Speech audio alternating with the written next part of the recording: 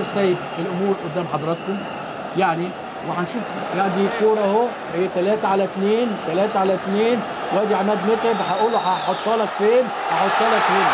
عماد متعب اخيرا، عماد متعب بخطا قاتل في الدقيقه يعني 22 من زمن الشوط الثاني، يحط عماد متعب. يعني ربنا اكرمه النهارده لانه عامل ماتش كويس، عشان ايوه كده مدرج يبقى شكله حلو، بالونات وحاجات حلوه يعني. ادي على طول اهو الجماهير بتاعت النادي الاهلي، والراجل بلع ريقه فعلا، بلع ريقه. وادي رجال الشرطه واقفين ايه اسود، ودي حاجه كويسه اهو. ماله الراجل ده؟ هو بيغير الفانيلا، يعني قلع فانيله الاجوان وهيلبس فانيله ايه مش عارف.